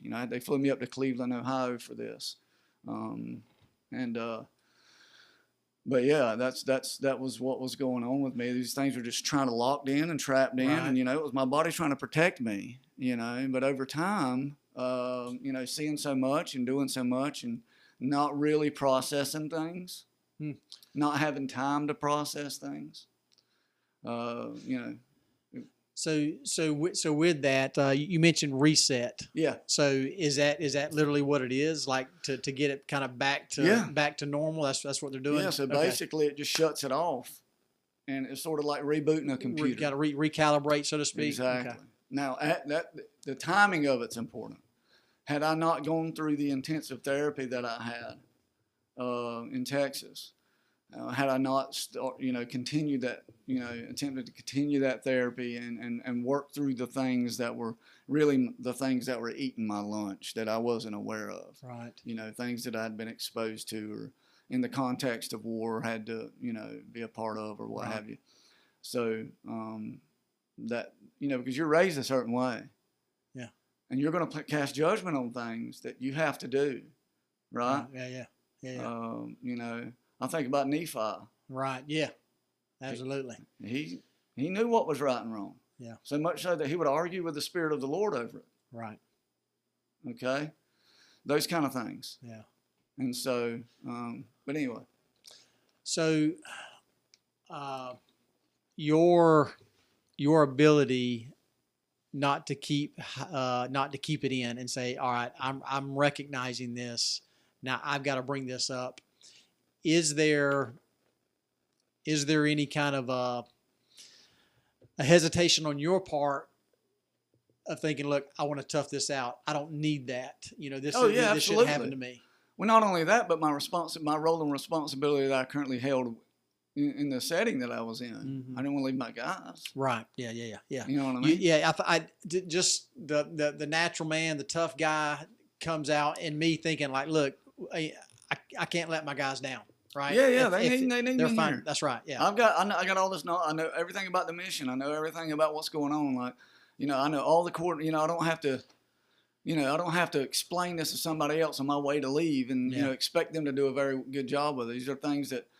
These are like medical plans that I'd orchestrated and designed, and set in place so that when missions are conducted, that and things happen to people, that there is no hiccup in the chain of events that allows them to be taken care of like they're supposed to be. Right. Yeah, there was a hesitation from that mainly. I think that was the biggest thing. Okay. But yeah, and I share that only because in the detail that I did, because a lot of times you have things going, there's no real explanation for it. There's it doesn't logically make sense, right? And that's okay. Who gives a crap? Right. You know what I mean? Like, if it's going on, it's going on. Like, you obviously aren't going to be able to solve it, because it wouldn't be bothering you. Yeah. You obviously lack the tools to be able to deal with it appropriately. Yeah. Or you wouldn't be in that situation. And it's okay to go and get the help that you need. By all means, do it. Yeah. And you tried to deal with it, or at least tried to not deal with it, but try to correct. You started kind of emphasizing the things, the prayer, the meditation, to try and to come out of it. Yeah, and when those things were not working, that's when I was like, oh boy, this is not good. Yeah, well, I mean, kudos to you on being able to do that. So does the military, do they emphasize that more so now? It is now, yeah. Okay. Mm-hmm. Look, if you it used to be something that was looked upon as weak, not needed. Or people would, and look, and rightly so, people would use the system, right? Right. And when I said I said there's turds in every punch bowl earlier, that's what I mean. Like, there's going to be people that are going to try to find a way out of doing something that's asked of them that they don't want to do. That's hard. Yeah. Right. And so, excuse me, I mean to belch in there, but yeah. So when it comes to that I think it had a lot to do with, and plus what we were coming out of, dude. I don't think we realized the level of damage. We got walking wounded among us. I'm telling you right now, there are dudes that are walking around. They ain't got a clue what is going on with them. And I'll use an example. When it happened to me, and people got wind of what was going on with me, I was getting phone calls from leaders that I've had in the past that were like, "Hey, bro, I know what's going on." You know what I mean? Like, I'm telling you right now, you do everything they tell you to do. Do not play around with this. Wow. And so, but they weren't advertising that about themselves when I knew them. Right. Right. And I think you'll be able to now do the same thing for somebody else. Oh, yeah, I don't care. Yeah. I know what I am. Yeah. I know what the Lord has put me in a position to do. I don't care what the optics are. If someone thinks they can think I'm weak or a weenie or whatever they want to. But yeah, that battle that can go on inside your mind, it wields so much power that you won't be able to overcome it on your own. So you mentioned about being the timing of getting to it in time, or addressing it in time medically, the way it was needed to be addressed. So can you go too far, or maybe ignore it, and then have something? Trying to figure out the right question. Get you to a breaking point, or something? Yeah. What was the procedure that I ultimately got? That's right. Kind of opened up. Yeah, it changed the game. It's called a stellate ganglion block, or a neurosympathetic reset. Okay, so can you get so far to where that doesn't work? No. Okay. That thing, like Jackson, I was seeing colors more vividly. Wow. But when I went home, because Because that's what I was afraid of, because I was deployed. I was afraid. I did not want to come home to my family. Yeah. I didn't want them to see me different. Like, what is going, and they would have. They 100% would have. I know they would. I would not have been me. And so after the procedure was done, I remember a few weeks after I got back from that, Jessica was coming home one day. Because I was wound pretty tight. Because I was just unsure. Because it touched me in a way that was very different than any of the other trials that I've experienced in my life. It was scary. But she was coming home one day, and Chloe was with her. And Chloe's little girl we adopted in 2023. And she was like, "Is Daddy home?" And she goes, "Yeah, he's home, baby. He's so nice." And when these things are going on, it's not like you're going up to somebody like, "Hey, you've been with me the last week or so. How have I been doing?" Right. Right. You're just trying to keep it between the ditches the best you can, and not, and incorporate these things you can to make yourself not go off the rails, But that was when I was like, okay, this is different. Like, this has really made the impact, because I could see it. Like I told you, I could see colors more vividly. I didn't feel, it was kind of like an emotionally numb, like you were on a medication or something that was numbing you out or something. I didn't feel guarded. I felt at ease, in any situation, because when I first got home, I only went 2 places before they flew me out to Texas. I went to church once, and I took my family to the lake. And that was it. Other than that, I didn't leave my house. I didn't want to. Right. I did not want to be in public. I didn't, you know what I mean? It was just, it was one of those things. So, but anyway, yeah, neurosympathetic reset, and but had I not had the therapy first, like they do it in that fashion. Yeah. Matter of fact, when I got to the place because one of the things they do with you there is a certain type of therapy where they cause you to recall. They'll find one of the most difficult things that you've had to deal with, right? Mm-hmm. And that's what they attack. Okay. Right. And so, but when my therapist, she was really cool. And she was involved in other organizations that service the military with therapy and stuff like that. She was like, "Look, I'm part of this other organization, and I'll drop it in here. It's the Operator Relief Fund. That's the name of the organization, the Operator Relief Fund. And they specifically deal with guys in my community. And so, but yeah, I'd give every dollar I had to them because of what they do. But they made all these things possible. But she said, "Look, you qualify. You would be a good candidate for this procedure that they're starting to use now." It's become a little bit more prevalent for people with what you got going on since 2021.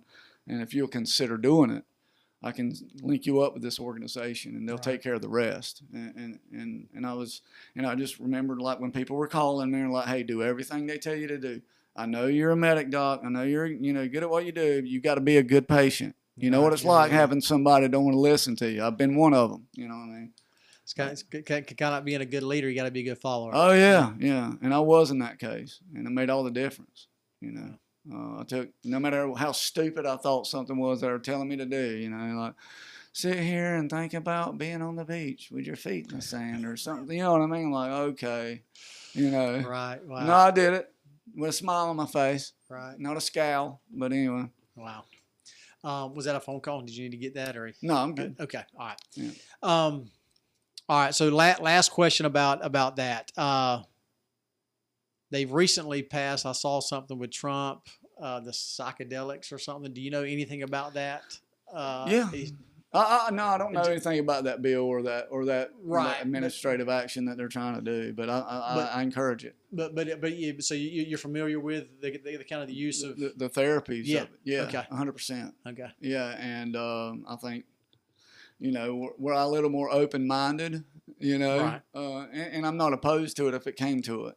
You know what I mean? But there are other things using psychedelics, and there's ketamine microdosing that they do, and even the clinic that I went to in Cleveland, that was an option there as well. They step it up to the level. They meet you where you're at. That's good. To make sure that you get what you need, to be able to live your life normal. That's good. But yeah, I'm not opposed to that at all. I know that it works. Yeah. I know. I mean, like when I was in Colombia, For instance, like I ran into a guy, an old 7th group guy, because that's their AO, Southcom down there. They're out of Eglin Air Force Base, 7th Special Forces. And he was retired, and I ran into him in the embassy, and I said, "Man, what are you doing out here?" He's like, "Civvies, though, got you a beard going, like you get a little chubby." He's like, "Hey, yeah." He's like, "I'm just down here visiting." He's like, once every 6 months, I'll come down here and take some guys on a ayahuasca trip, Right. For PTSD and stuff like that. And he's like, I found a good place that's safe. That's, you know what I mean? Yeah. And it changed his life. Yeah. Yeah, I can't remember the name, but I've watched a documentary recently. Yeah. On the use of it. I know Graham Hancock used it on one of his, or just I don't know if he was under the influence of it when he was talking about it, but in Ancient Apocalypse on the Netflix series that he put together, he's one of the guys. He's of the camp that where was an ancient civilization that was very advanced that we've forgotten about due to like drastic changes in the earth that were their technologies and stuff. It's like building pyramids or like Machu Picchu, or Tebegli Tempe over in Turkey that they discovered. But yeah, he discussed when he was in Peru, at Machu Picchu, the benefits of ayahuasca and their shamans and how they still use it and stuff like that. Yeah, wow. So as we get maybe closing this out a little bit, I want to ask you about family and military life. Yeah. What's that like? Raising a family in the military. Yeah, it's been difficult for me. You know what I mean? Because a lot of people come in the military, they're 18, 19, 20 years old. You know what I mean? And they start their family, and in a lot of ways, I was blessed because I'd been married and had an established family. We were pregnant with my 4th child when I went to basic training. I didn't even get to come home. I didn't meet Evan until he was 6 months old. Wow. And so that him and Jet, that's all they've ever known. Brady and Garrett, they grew up little Black Shear, same place, same place as me and stuff for the most part. And I think it was difficult for them a little bit because I remember one time Garrett changed schools 6 times. Wow. By the time we got back to Georgia, I want to say. That's a lot. Yeah, and so I guess one thing I will say about it is like you got your built-in support system everywhere you go. You show up to a new place, you ain't got a clue about the area, the people, or nothing. And the church is always there too. Yeah, almost a double support, so to speak, moving into a new area. And I think the unity of military wards is very unique because of that also. Now, if you're tied into a ward that has part members that have been there their whole lives in military, they probably don't care for us too much. We'll show up and stay 2 or 3 years and then leave. Right. You know what I mean? And so they don't get to know you like you should. Yeah. But I mean, we have enduring friendships that we have made as a result of that. So it hasn't always been easy. I wish, there's a part of me that wishes that I never joined just for my children, because I got to run and play on 60 acres, my whole life. And it's been a chore to get to teach them how to hunt, how to fish, but on the other side of the coin, it's allowed them to really get to see the world. That's right, yeah. Be exposed to a lot of different cultures, to be able to speak from experience on topics that would be theoretical to them if they were just born and raised in Black Shear. Right.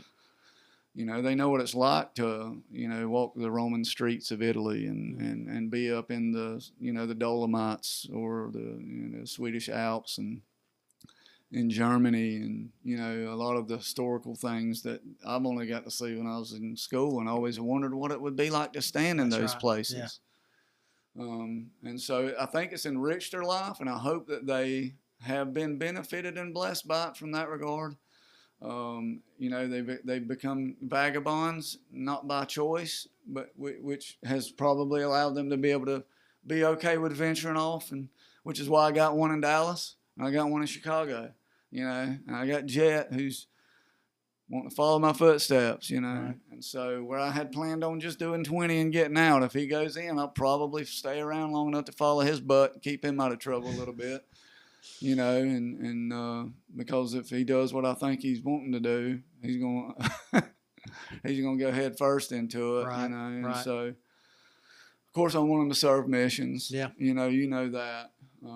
That's one regret. It's caused me to have to learn a lot of things in my life a lot later that I know that they will benefit from. That I've seen, people like you guys I look up to, like you and others that have faithfully and honorably served the Lord and sacrificed 2 years of their life consecutively. And so. But anyway, my kids have been exposed to all those people too. You know what I mean? Like most of the people are, the military guys, and so they've seen also how to do it the right way. There's a lot of examples that they've seen of guys around me that do it the wrong way, come in the military, make a lot of mistakes, and aren't sound spiritually, and principles and stuff like that. A lot of people get taught how to be men in the military, believe it or not. Right. These values and principles are foreign to them. Yeah. They weren't taught these things. Right. Yeah. Honor, integrity, self-sacrifice. Yeah. That's one of the things that I love about the military. We were talking about structure in the very beginning, and those things about becoming a man, and I think that the church has a wonderful organization, a built-in men's group. Yeah. Which I think we fall short in, and really are utilizing that built-in men's group. Yeah. And really teaching the great thing about the church, everything is there to teach young men how to be men, how to be grown men, how to be fathers and husbands and everything. But I think that's why we emphasize the gospel in the home, so much, because that's really where the teaching takes place. Yeah. But like you say, there's a lot of people that either don't have fathers in their home that end up joining the military, and then they learn what it's really like. Yeah. About being a man and the self-sacrifice and everything. But I think military members of the Church of Jesus Christ Latter-day Saints, in my mind, I think they got the best of both worlds. Yeah. I don't know. I just see it that way. An active member of the church and an active military guy, because I once said to my brother-in-law Chris about the desire to serve, and kind of wishing I had served, and I wish I'd have served my country. That's what I told him. I said, wish I had served my country. And his response to me surprised me, but it also kind of lifted me up too. He says, you served your mission, right? I said, yeah. He says, you served your country. Heck yeah. He says, you're out there helping people become better individuals, which in turn become better citizens of their community. He says, you've served your country. By doing that. You may not have worn a military uniform, but you've served your country. Yeah, the community, people don't realize, like we get bombarded with information from a national world scope all the time that have zero impact on what's going on the street right here. Yeah. That I live on. So I think there's a lot of places in this world where people have lived for 10 years, don't even know who their neighbor's name is. You know what I mean? And that's just kind of foreign almost. I think that we get kind of locked in this space. Like we live in a place and we have zero involvement in, what goes on to my left and to my right, to make our community. That service right there is far more important than anything you could have ever done in the military. That right there alone, what you're doing right now, the impact and the reach that you're going to get from this. And, you may not know it in this life. Somebody probably come up to you in the life after and say, Brother Hal, I'll tell you how impactful what you did. I followed what you probably thought was some little, Bush League podcast that you were running, but the content that you kept continue to put on there was the best that you could find and do. And, it allowed me it helped me in a lot of ways, and we never know the impacts that we'll reach when it comes to those kind of things. And that's what makes this life kind of cool. Yeah. In a lot of ways too. That's right. You think that I think that I am what, just what I've done, and we'll get to see, I think, at some point the impact that, the web, what those ripples, ripple effects and stuff. Yeah, I like that. What they've reached, and we sell ourselves short a lot, I think, and I think that hampers our efforts sometimes. Yeah. Because what does it matter that I do this? Right. Yeah. You know, but if you don't think that it matters, you know. Yeah. Speaking of the imposter syndrome, I think about that. That tends to creep into my head a little bit. You know, you speaking with this podcast. You know, like who am I to be holding this little podcast, interviewing people, and trying to share that. But like you say, I think everybody in this world will have somebody come up to them. If you're trying to live a good life and do good things, people will come up to them in this after this life and say, thank you for this, thank you for that. Because I know I have people in my life that have since passed on and what have you, that have played an effect in my life that I can't wait for the opportunity to and share with them what they did for me. Yeah. Well, I mean, just doing what you're like, just your example with this, I use this podcast for example, I guess. You refer back to it again, but like I say, one of the greatest things, one of the biggest blessings that I think I've got personally from serving is learning how to fail, right? Mm-hmm. Because you will fail a bunch when you join the military, because I've not always been the stud, but Lord's blessed me with a body that I've never really been the dud, but I've always put forth the effort. And I've always put forth the effort, and I've come up short a lot, man. Like now, my kids will probably tell you, like, heck no, my daddy's like, he's a jump master, he's airborne, he's Pathfinder, I say all these things, right? They don't see what it took to get that. Right. And the fact that you're even attempting this, right? Like, you know how many people go through their military career and say, man, I wish I'd have done this or that when I was in. I wish, you know what I mean? Like, they're just afraid to try it. Why are you afraid to try it? What are you afraid of? You're going to fail. Failure. And what does that mean? You know what I mean? Like, and people think have the definition of that so much, I think, is like a defining moment or something. And it was for me, but it's sort of like, I got to the point, I tried a bunch of different things, right? Because I've always tried to be in the units that I was surrounded. I got to the point where I wanted to be surrounded by dudes that were better than me. Yeah. I did not care what that made me look like, because I knew that I was going to show up and I was going to give my best, and eventually what they got is going to rub off, because I'm going to learn from them, because I'm going to get to hang around them. You know what I mean? Right. And they have to let me be there because I'm assigned here. That's right. They can't run me off. It's the same way I feel about church. Yeah.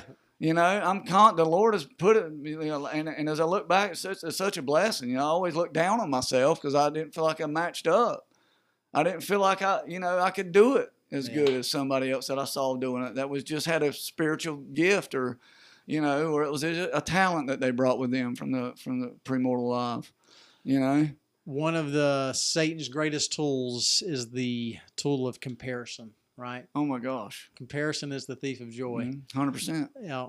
And that's what I guess I was getting at. I've learned to be okay with my best. That's right. Yeah. I know that if I walked away, I laid it all out there. I used I could honestly say it. I did the best job that I could, either in that competition or this, you know what I mean? Because I've competed in some pretty marquee things, and haven't won them. Right. But man, I learned some things about me, Jackson, that I never would have been exposed to had I not put myself in a position to fail. Yeah. Yeah.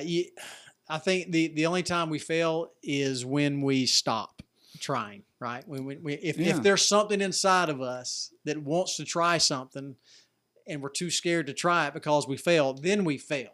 Yeah. Right. But you may go and try that thing, and you may fail, but if you get back up and try something else, that's not failing. That's growing. That's moving forward. Yeah, but it doesn't look like it sometimes. No, and it don't feel like it. It definitely don't feel like it. Oh, especially if you've trained up really hard and prepared really well, to what you expect would make you successful. Yeah. And then you come up short. It's like, well, what was all this for? Yeah. What is this about? I did everything I was supposed to do. What do you mean? You know what I mean? Like, I'm still walking away from achieving this thing that I'm sought after. But yeah, no, I mean, it's allowed me to continue to learn about me. Yeah. And not to be okay with failing. You know what I mean? Right. Yeah. But in a sense, it point. has. Yeah. You know, at least I'm not still not okay with failing. Okay, but it's not such of an influence. It's not. It doesn't have a voice at the table of decisions. Right. Well, and I think what you're not okay. You're not okay with failing, but what you're even more not okay with is not even trying. That right there, because I'm definitely not going to learn anything. I'm definitely not going to get better. You know. Holy crap! Yeah. That's good stuff. I mean, I'm an old guy. You know, like everybody jokes about that in the military, but you know, they're like, man. I mean, sometimes I'll be like, man, I thought you was about 34 years old. Right. You know? Yeah. Just like, bro, look at my ID card. Yep. I'm a 79 baby. You know what I'm saying? That's right.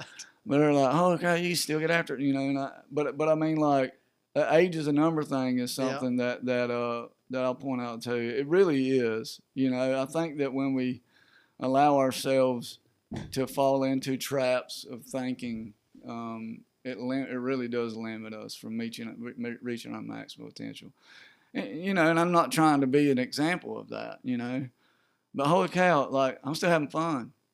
You know, I'm still enjoying this. I'm still, you know, like, I don't always like getting up at 4:45 in the morning and going and, like, doing something that I'm going to, you know, is going to make me, you know, go down the path of life choices that brought me to this point in time. Right. Why I'm here right now, because it happens a lot, you know. Because, but you know, again, like I said, I know what the result's going to be from it. You know, I know what it's going to turn me into. Yeah. I love Nick Saban talking about how much he got away from after winning a few championships. He was no longer interested in that. He was more interested in the process. That's right. Yep. Yeah. Those things, that would be like, what is he talking about? Yeah. You know what I mean? Unless I had, you know, have had some experiences in my life that could allow me to understand what that means. I gave a talk a couple weeks ago in church that I referenced Sabanites, and they were so this past college football playoff, the Final Four teams, all head coaches were Sabanites. Yeah, and what he emphasized was the process. Yeah. Right. When we focus on the end result, you're most likely not going to get there. You focus on the process. Yeah. Yeah. Exactly. And that gets you to your end result that you're seeking. Yeah. So, but it takes some humility, man. Yeah. Like even to do what I said. Like, there's a lot of people that are afraid to be around people better than them. Right. You know what I mean? Right. Like that right there in itself, it allows me to hang. Those Sabanites aren't Sabanites because they're doing what they were. They know it works. Mm-hmm. They're not as good as him. Yeah.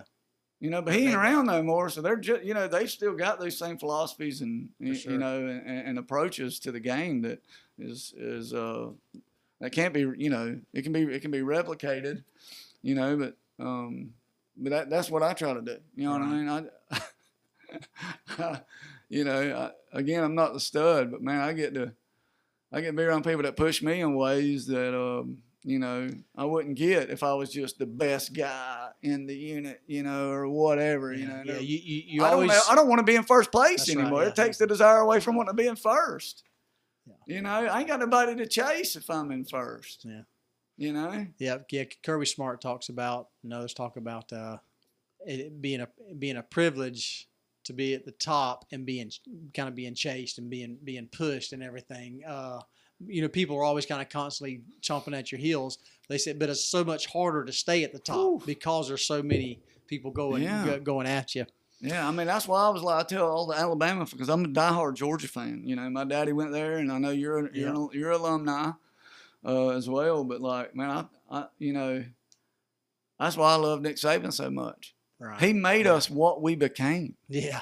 If it wasn't for Nick Saban being across the Alabama border over there, I don't know if Georgia would have won a back-to-back national championship. Right. Yeah. You know? For sure. I agree with that. I don't know, man. There could be an argument made for that. You know? That's why, you know, as long as y'all answer my phone calls, I'll be calling people like you, Charlie, Steven, and, you know, and Barry Bennett, and, you know, everybody that still don't mind acknowledging that they're my friend. All right. You know? Yeah.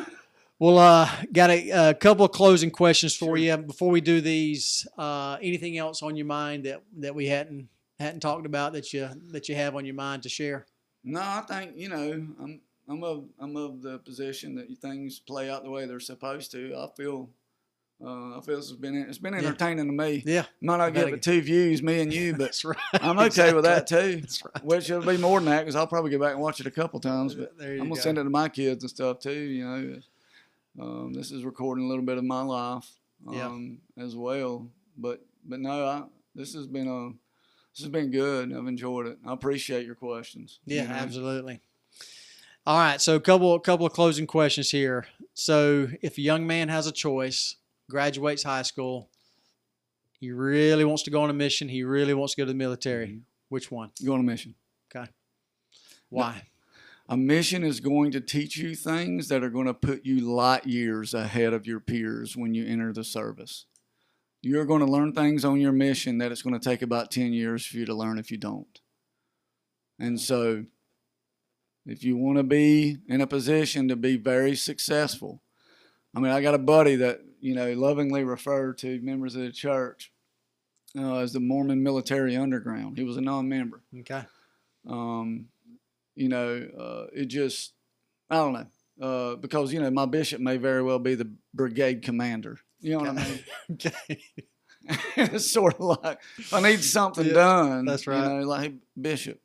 There you go. Not hey sir or whatever. But no, it's going to instill in you the disciplines that are going to be required for you to be successful. That you're not going to have to learn the 2 ways that the military will teach you. Which is by repetition, or no, there's 2 ways. Yeah, there's the right way, or again. Okay. Repetition. Yeah. So it's going to be by repetition, blunt force trauma, one of the 2. Okay. You know what I mean? So, but you're going to be established already in some core disciplines that as you enter the military service are not only going to be a blessing to you, but are going to cause you to stand out to those who are going to have to pass the torch off to somebody in a few years. Mm-hmm. You're going to be the guy, You're already going to be used to, getting up whether you feel like it. Just doing that. Yeah. You're going to learn that on your mission. That's right. Absolutely. Yeah. But so you're not going to run into some of the pitfalls that look poorly on you, as they refer to as, behavior that's unbecoming. You know what I mean? Because there is a standard, and you're going to live by a standard for 2 years that, basic training will teach you so much. You got 12, depending on your MOS, to 21 weeks of it. Right. You got 2 years of that coming into it. They're trying to instill those standards and those disciplines into people that those concepts are foreign to. And you will be able to look back because you're going to have hard times. You're going to experience times that, you are going to come to the Lord with, Heavenly Father, there is no way anything is about to happen good right now without you being involved. And I absolutely need you to be involved right now. And so you're going to experience some of those things on your mission. That attitude to your God is going to be second nature. Yeah. You're not going to be forced into the situations where you're just going to have to fail into a position of success. Right. Yeah. There is nothing that is going to. You are not going to get ahead of the game by joining the military first over serving the Lord. Yeah, I think serving a mission it lays it lays the spiritual foundation for eternity. Mm-hmm. That I think that we need in life, that families need in life. So yeah, I'm with you on serving the mission for sure. I'm looking forward to the opportunity to get to serve with my wife. Yeah, absolutely. That's an exciting thing to think about. Eventually one day. Yeah. All right. So now, young man or young woman has returned from their mission, mm-hmm. and now they're thinking about military service as well, but they're uncertain about the ability to serve in the church while being in the military. What's that like? That's hard. I had a really probably the coolest thing that's ever happened to me in my life outside of my family environment, where the Lord used me to bless some members that aren't, they're from South America.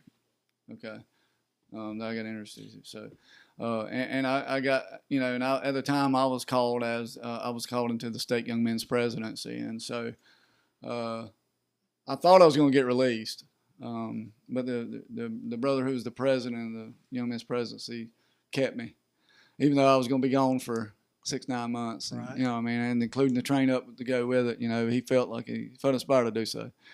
I've had to do a lot of things via videos or share experiences, over FaceTime and stuff like that. Technology. Yeah.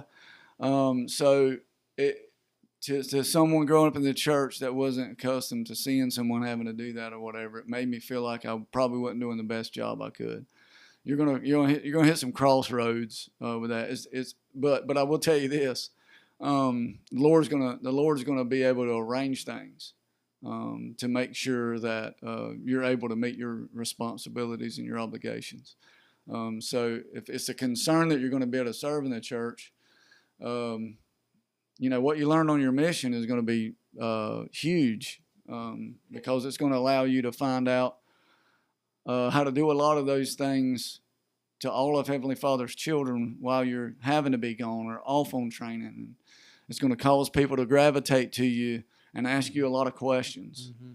Mm-hmm. Like they always say, the saying, there's no atheist in a foxhole, right? Right. There's only there's a few times where people are going to be able to see how cool, calm, and collected you are in the midst of things that you should have no business being okay with.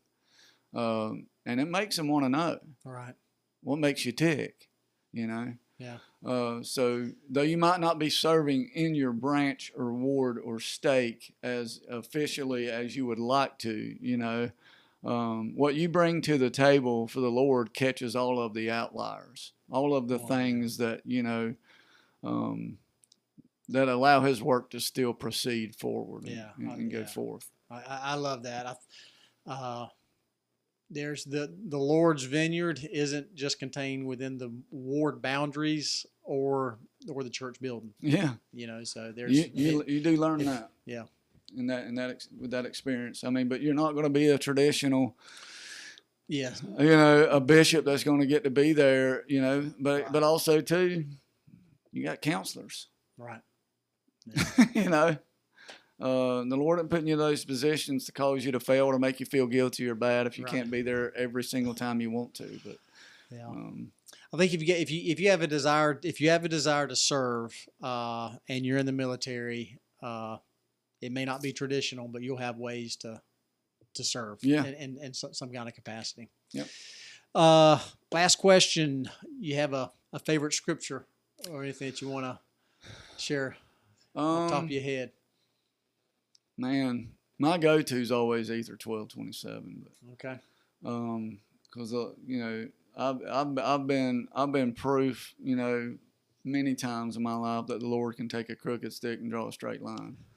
That scripture has always been a profound underlying reminder of being okay with being imperfect and making mistakes, and as long as your heart's in the right place and you're not just doing it, predatorily or sinning, committing sin and feeding yourself. But yeah, I don't know. There's been a lot going. This past year has been pretty wild for me. I've done a lot of exploring. But I'll share this scripture. Your favorite scripture, is it still found in the book of Helaman? That's it. It is. That's it. Yeah. Okay. Let's see. Is that a quad there? Is that This is just the Bible. Just the Bible. Okay. Yeah. I've got a quad. Here I go. Man, I love going back. I suck at the Old Testament and understanding it and stuff like that. But I love that the church forces me to go back through and read it.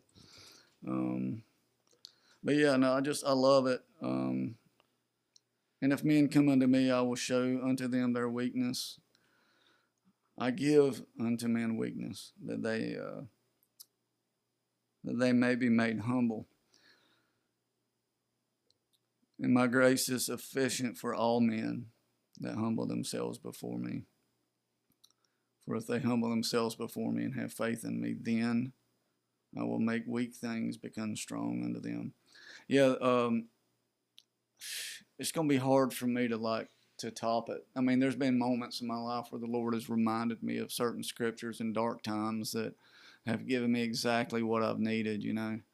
But over and over again, getting to watch Him literally do that thing, because I mean, like, for me, God is everything, right? Mm-hmm. It's not no, like, you know, I don't go into any, you know, it allows me to be able to go into any situation, any environment, you know, and know that, you know, I might not like the outcome or what happens during it, you know, but it's, you know, it's only happening because there's something for me to learn, or I need to endure something, or need to practice some of the things that He's tried to teach me and instill in me to endure it well.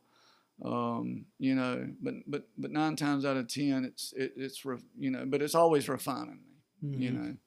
And I've had some things that would have easily that I've acquired through my poor choices that were supposed to take me to my grave, 100%, and they were beyond me. And because of those things, and the way that I watched Him remove them from my life. You know, I got a brother that calls himself an atheist. And there's a lot of times where he's able to just make a case for things that I don't have an answer for, Jackson. Right. I'm not, you know, I'm not a guy that's going to be able to sit there and, I don't like Bible bashing anyway. I hate contention. Yeah. There's nothing good that comes from it, you know, but,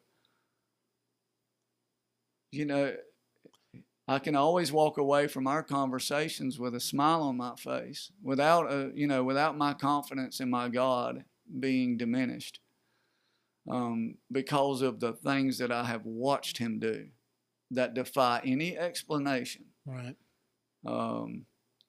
Preserved my life, have removed things from my life that I could not remove, that due to poor decisions I invited in, that would that was supposed to cause me to die from. You know what I mean?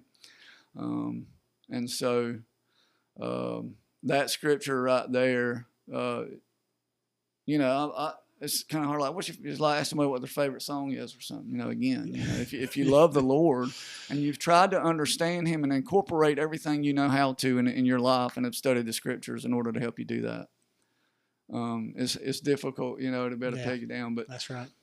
That one right there, that's going to allow me to have a certain reverence when I'm allowed to be able to be in His presence. That, you know, we all have things that you know, these thorns in our side, like Paul had, that he prayed thrice to have removed, but the Lord would not remove. Right. And He did that because He loved him.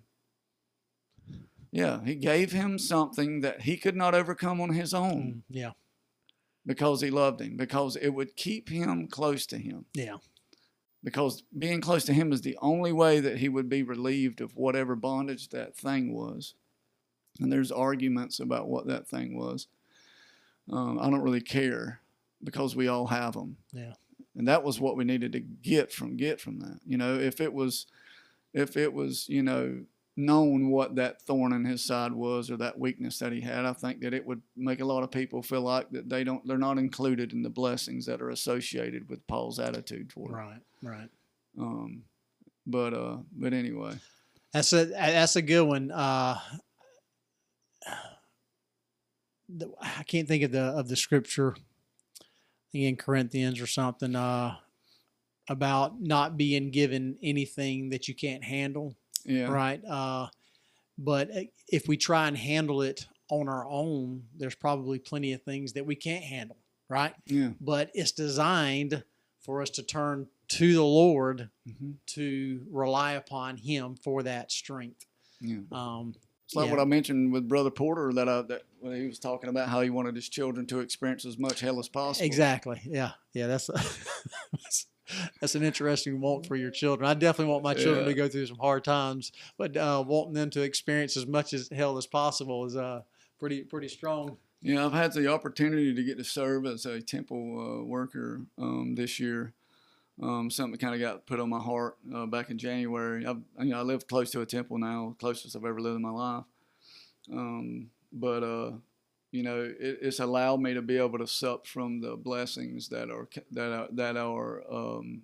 extended toward the patrons that go through the church, the temple. And and something that stood out to me a lot is